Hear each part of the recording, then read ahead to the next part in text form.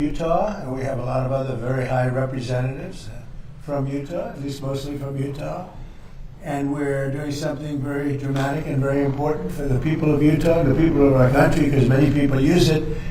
We're terminating certain monuments. They call it monuments, not the ones we have outside, but these are large, thousands of acres. It's a total of almost 3 million acres, and we're going to be discussing it. But in fact, I think we'll start discussing it right now before I sign. After that, we're going to be signing 2 documents that are close to 1.5 million acres each. And Governor, do you want to say a few words about what we're doing and explain it to the press? Yeah, well, thank you, Mr. President. This is a big day for Utah.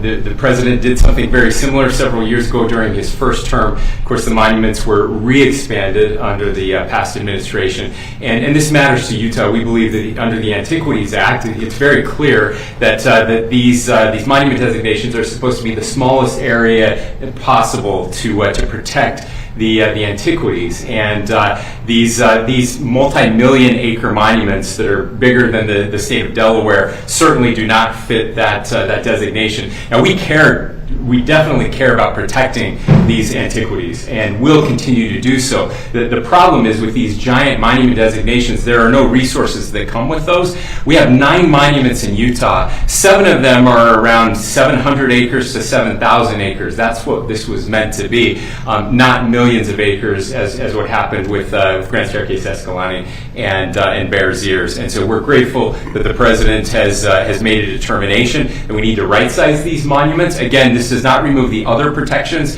that already exist in those areas, just making the monuments more manageable so that we have the resources necessary to continue to protect these antiquities. I know we have the Deputy Secretary of the Department of Interior here with us. Kay, is there anything you'd like to add? I'll just say the Antiquities Act is 120 years old, but the first monument that was created was only 1,200 acres. So if you think about it, since then, President Clinton, President Obama, and President Biden have increased the acreage in the state of Utah and locked those acres up. Over 3 million acres. For nobody to use, right? You can't do anything. You can't go hunting. You can't go fishing. You can't do anything. You can virtually not even walk on it. That's exactly right, sir. So you were remedying that. I remember. No, I do remember. I have a great memory. And Mr. President, I know Senator And this is actually better than the first time. It is better. Yeah, Senator Lee's been very involved, I know, in conversing with you. Good. That's true. Mike? Smallest area compatible with the objects to be protected. That's always been the standard under the Antiquities Act. President Biden, President Clinton, and President Obama overlooked that standard. President Trump is fixing it today. Thanks, Mike. You had something to say. I thought that was very important. Celeste. Well, I think it's worth noting for the press in the room that both of these monuments were created over the unanimous opposition of Utah's federal delegation, our governors, county commissioners, the locals who are worried about losing multiple uses on these federal lands. And we're standing here with the governor, the Speaker of the Utah House, the entire Utah federal delegation supporting a president listening to the people of Utah and saying, we know you value this land, you want it used for multiple use and not locked up. And so this is a very different process than how the monuments were created.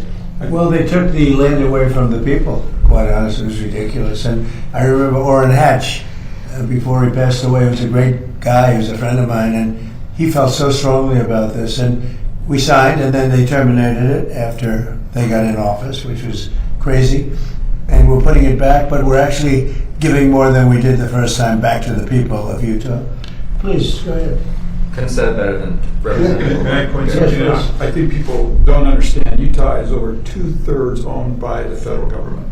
These counties where these monuments are at are over 90% federal land. When people make decisions about this 2,000 miles away, you can see how that steps on the local people who only control about 5 or 10% of the land with local government. So not only do you have all these dynamics, you have an economy. You can't pave roads, you can't build schools, you can't pay fire people, police department, because of this dynamic of 95% federal lands. The other part of that is Utahns will tell you they love these lands. They manage them better than people 2,000 miles away. So if this is about good management, it really should be done in Utah by people who have demonstrated over decades and decades and decades and generations that they're good managers of this land. Great job, well said. Anybody? No? You're leaving? I can't believe it. Very, very excited. I can't believe it. You're excited? Where are you going from here? Well, can I say this first of all? We sat down with the previous administration and said, then we'll just work this out, so we don't have to keep going back and forth. Just work with us. Right. And we promised if we didn't, that once we have the power, we're going to make sure that the people's voices are heard. So thank you for helping us keep our promise. Wow. And unfortunately, the last administration did not understand that this would happen one day. So thank you so much. Great. All right. Let's sign. This is very nice. I'm very happy about this. And better than the first time.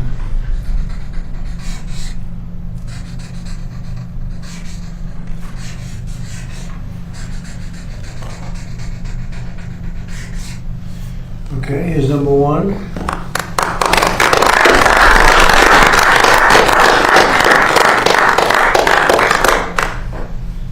Okay, number two. Here you go. Almost 3 million acres. Going to be well taken care of now.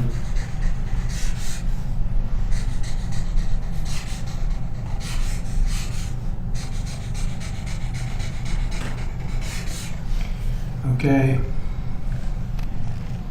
Penn, who should I give this to? Maybe the governor's representative, right? And Mike, how about taking one, right? Thank you. So, we've done something that was, I think, very desperately needed. It was very unfair to the people of Utah. And now fairness has been brought back.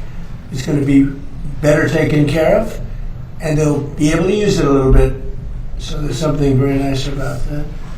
Okay. Thank you, Mr. President. Thank you.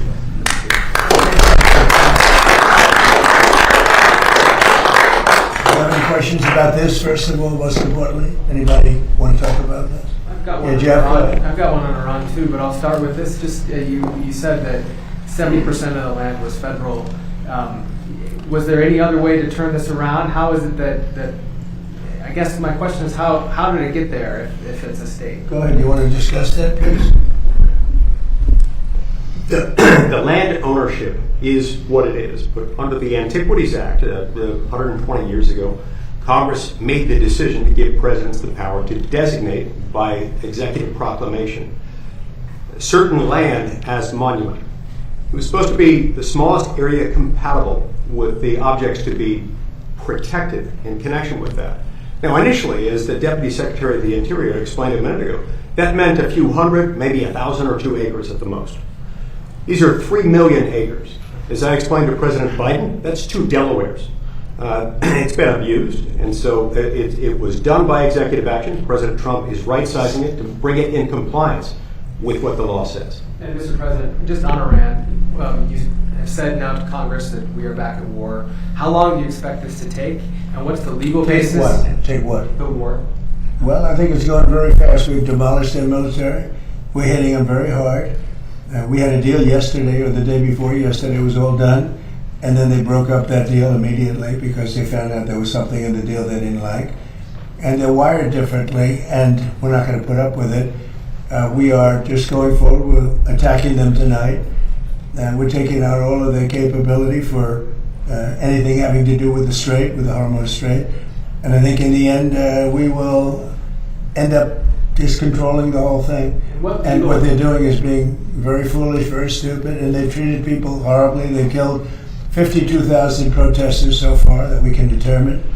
It might be more than that, but 52,000 protesters have been killed, and it's really a terrible situation. We'll have it under control very quickly. You mentioned that you're going to, just one quick follow-up. You mentioned, Wait. You're going to, just hold on one second. Wait, Jeff. I'm sorry, I was Be just nice, going to ask the be follow-up. nice, Jeff. Go ahead, please. Thank you, Mr. I President. have to teach you to be nice.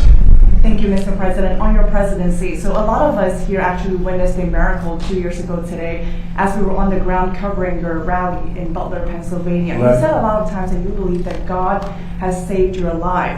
Has there been a moment throughout your presidency so far where you thought this is why God kept you here? Well, we're doing a lot. You know, we have a country that I use the expression "Make America Great Again," and we've done far more than anyone thought possible, including maybe even me. We've done things that are unreal. $19.2 trillion. The money being invested in our country is more than any country has ever had by many times. We have trillions of dollars coming in because of the tariffs and the proper use of tariffs, because all of the things. I think because of the election. November 5th is a very important day.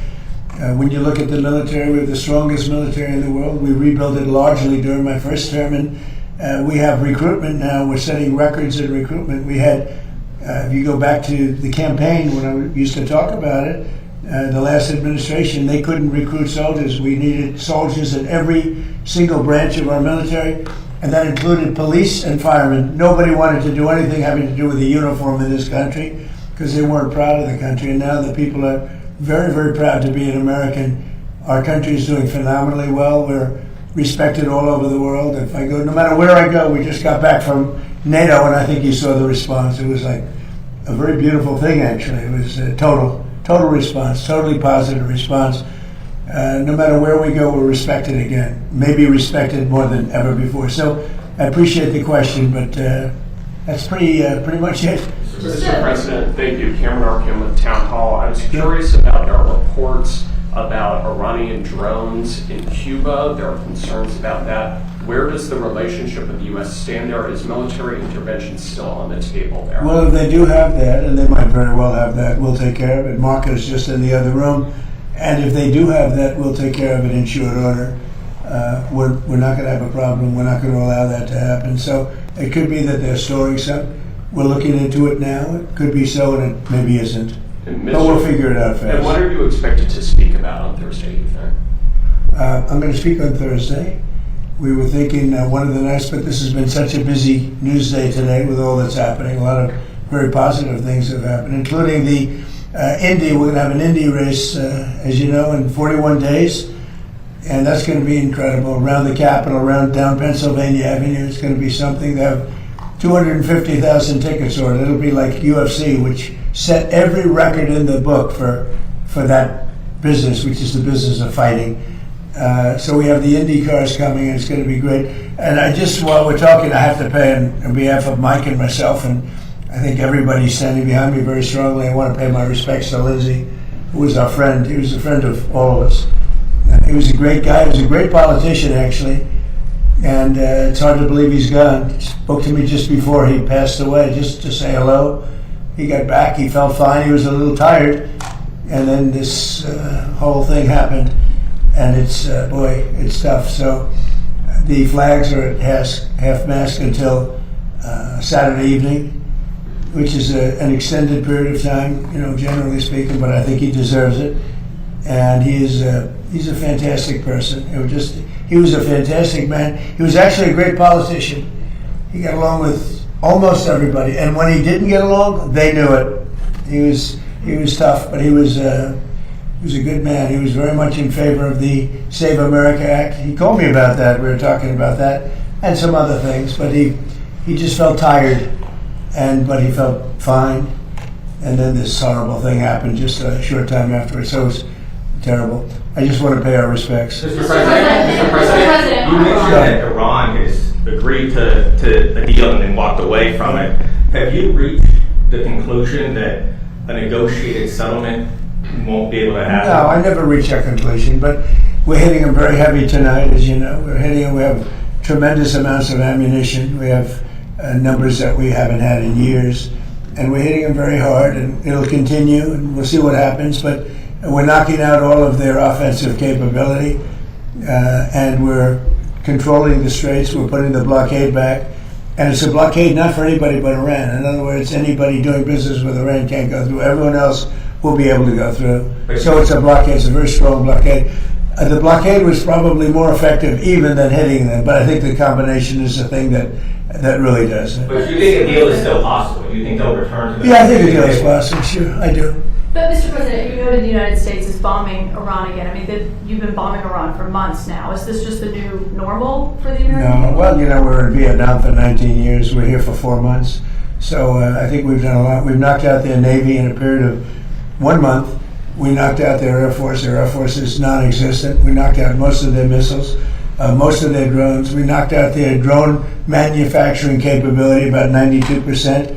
their missile capability for manufacturing. We knocked out 89%. And they have a little capability, but they don't have any capability for us. This is almost a military skirmish. Now, with all of that being said, you have to get people that want to make something. We had a deal with them 2 days ago, and then they said, oh, we can't make that deal. We have to negotiate it further. And this is what they've done for 47 years. The difference is nobody negotiated like I do. And this should have been done by Bush and Obama and Biden and people before them. Frankly, it's 47 years they've been ripping off everybody and really hurting and killing thousands of people. So they killed 52,000 protesters, but they killed many, many people with Soleimani, who I killed in the first term. Soleimani killed many people, many people, and not only killed, when you see a young former soldier walking around with no legs, no arms, a face that's been horribly hurt, that was done by Iran. That was done by Soleimani. He was a person that was very evil. He was an evil genius. He was looking to take out a lot of our military installations in Iraq and Iran, and I got him before he got us. So we have to do what we're doing, and the strait is open. It will be open. We've cut down their capability very substantially, but they're going to fight for a while. Our military has done a fantastic job, and the bottom line, though, and I say it to everybody, and I say it as much as they want to listen, Iran will not have a nuclear weapon. If we didn't bomb them with the B-2 bombers, that plane right there, if we didn't bomb them, they would have had a nuclear weapon long ago. Within 1 month from the day we bombed them, they would have had, if we didn't do it, they would have had a nuclear weapon. If they had a nuclear weapon, Israel would no longer be with us. The Middle East probably would no longer be with us, because you saw they sent missiles to 5 different countries that never even knew they were involved, because they're stone cold crazy. They are crazy, and we're not going to put it up. Yeah, I want to be reimbursed because we're protecting a very rich portion of the world. We're spending money, and so what we've done is we are going to be reimbursed for protection. We're protecting by the countries that we're helping. For instance, you look at the 5 countries. You have Saudi Arabia, you have UAE, you have Qatar, or Qatar as I always say, you have Qatar, Bahrain, and by the way, you have others. You have Kuwait, and you have others, and they will do very well, but we think it's appropriate that we don't need them. We have more oil than any other country in the world. When you add Venezuela, which has been amazing, which has tremendous amounts of oil that we control, when you add Venezuela and everything else, we have more than 50% of the world's supply. We don't need it, but we need it from the standpoint of protecting allies, etc., including Israel, including Saudi Arabia, including Qatar, including UAE. We're protecting all of them, and we've done a very effective job. So 4 months ago, these people had military that was very strong, by far the strongest probably in the Middle East. They were called the bully of the Middle East. Now they don't have a Navy. They have 159 ships underwater. They had a total of 159 ships. Now every one of them is underwater. They had 230 airplanes, attack planes. They're all gone. They're gone. They had tremendous radar. It's all gone. They had tremendous anti-aircraft. It's all gone.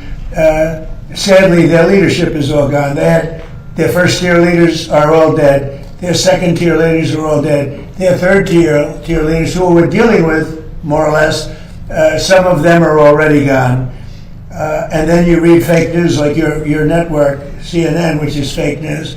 You read them. You have them say, well, actually, aren't they doing quite well? Let me just tell you, they have now inflation of over 300%. 4 months ago, they had inflation of 5%. Now they're at over 300, could be 350%. They made a deal, they broke it, probably 10 times. And they killed a lot of people. They killed our people. But the protesters, what they've done to the protesters, 52,000. Have you ever seen any of the burial lots where they're burying the protesters? They killed 52,000 protesters, and on my watch, they can't do any of that. So we have them in a position that they don't have any military. There's not a thing they can do about it. All they have is fake news, because they have the fake news, would rather see us lose the war then win the war, which is really treasonous. Which is really treasonous in a certain way. So we're doing another very major attack tonight.